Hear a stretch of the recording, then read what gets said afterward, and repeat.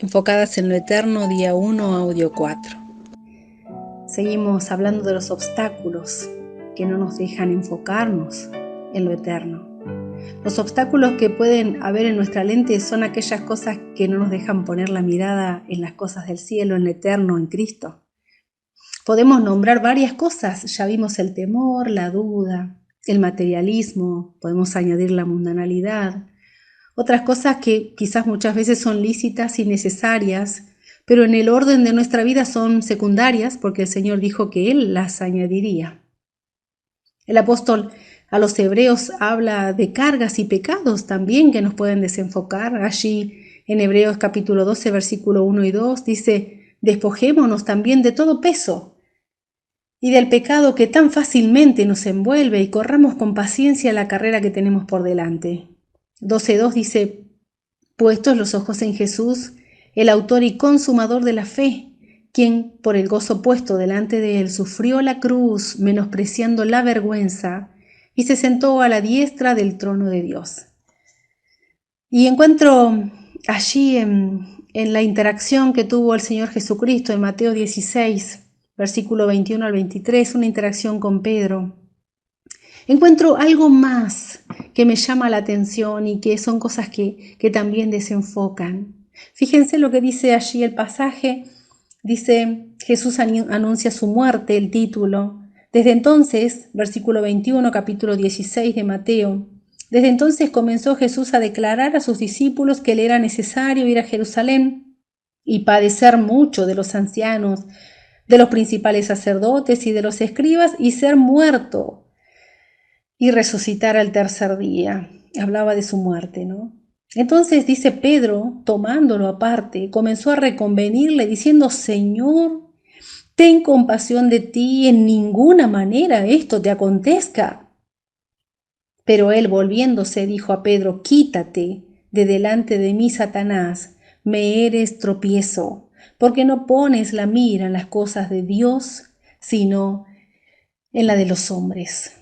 Pedro, tomándole aparte, dice, comenzó a reconvenirle.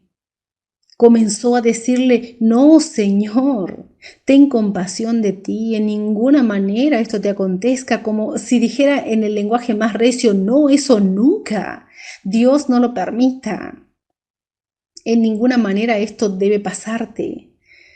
Sabes que esta era una apelación a la humanidad de Cristo, así como había sido la tentación de Satanás en el desierto después de los 40 días de ayuno. Apeló también Satanás a la humanidad del Señor. Y el Señor se vuelve a Pedro y le dijo: quítate de delante de mí, y no le dice Pedro, le dice Satanás. Está reconociendo que detrás de esas palabras que Pedro estaba diciendo había alguien que quería hacerle tropezar, porque también habla de tropiezo. Quítate, fuera de mi vista significa, apártate de mi vista. Está reconociendo con quién está luchando, quién es su lucha. No es Pedro, sino es Satanás.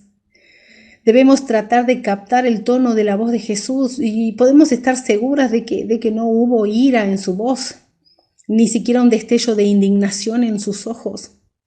Quizás lo habrá dicho con un corazón herido, con un corazón doliente y con una especie de horror que no podía soportar.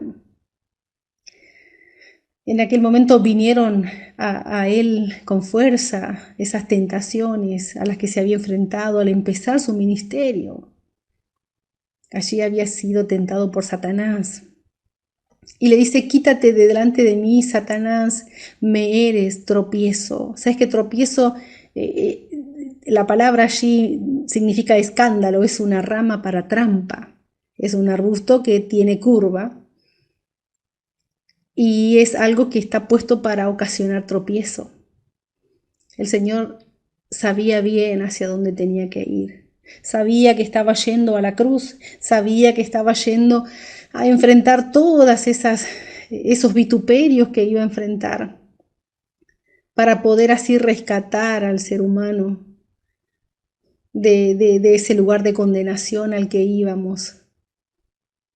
Y Pedro le dice allí al Señor, quizás en una especie de decirle no, pero tené cuidado de vos o cuídate un poco más, y que pudiera aún parecer quizás hasta bueno el querer, y quizás en ese deseo de querer lo mejor para el maestro, librarle del sufrimiento. Pero el Señor tenía en su mente su objetivo puesto en las almas de aquellos que nos íbamos al infierno. Y entonces allí el Señor le dice, quítate delante de mí, Satanás, me eres tropiezo. Y pienso en esta ocasión, ¿no? Y pienso en cuántas veces el enemigo hace lo mismo con nuestras vidas, que queremos poner nuestra mirada en las cosas de Dios y sacar nuestra mirada de las cosas de los hombres, y viene ese susurro del infierno que nos dice, no, no, no, en ninguna manera esto te acontezca, no, ¿cómo es que vas a dar tanto? No, tanto tiempo no. No pones la mira en las cosas de Dios, sino en la de los hombres. ¿Sabes que poner la mira significa ejercitar la mente? Estar dispuestos mentalmente, más o menos ferviente en una cierta dirección. Cuando leo esto y la respuesta del Señor tan enfática, pienso en esto, ¿no? En que le dice a Pedro, no estás ejercitando tu mente hacia las cosas de Dios. No, le dice Pedro, pero ¿cómo vas a dar tanto? No, en ninguna manera esto te acontezca. El diablo nos dice lo mismo. ¿Cómo vas a dar tanto tiempo, tanto dinero? ¿Cómo vas a entregar tu juventud? En ninguna manera esto te acontezca. Qué susurro del infierno. Cada vez que quieras poner tus ojos en las cosas de Dios, va a estar ese susurro. Si no aprendemos a tener la mirada puesta en lo que el Señor quiere que miremos, fácilmente vamos a tropezar. Vamos a quitar nuestra mirada de las cosas de Dios. El camino de la cruz era literal para Jesús y para algunos de sus seguidores también lo fue. Casi todos sus discípulos murieron martirizados, vivieron sus vidas para Jesús y murieron por él, tremendo privilegio. Pero para nosotras el camino de la cruz es un principio de renuncia de nosotras mismas, de las cosas y del mundo. No se trata de renunciar a una o dos cosas, por más importantes que sea, sino la renuncia a las demandas egoístas de la vida. Sería un cambio radical de un ser egocéntrico a un ser cristocéntrico. Qué palabra esta, ¿no? Cristocéntrico. Y cuánta implicancia. No son solo frases lindas, requiere sacrificio, sufrimiento, entrega, pero en pro de un bien mayor, uno que ni siquiera podemos imaginar. Hermana, no es fácil sufrir, no es fácil entregar, es una lucha diaria, es una batalla de fidelidad continua. En el mundo tendréis aflicción, decía el Señor Jesucristo, pero confiad. Hemos sido llamadas a cosas mayores, pero si vivimos la vida en una constante búsqueda de seguridad, facilidad y comodidad, si todas las decisiones las hacemos por motivos mundanos, de prudencia, estamos perdiéndonos todo lo que hace que nuestra vida valga la pena. La vida se convierte en algo egoísta. Cuando podría haber estado radiante en el servicio, la vida se vuelve una cosa atada a la tierra. Cuando podría haber estado siendo una escala continua en las alturas espirituales.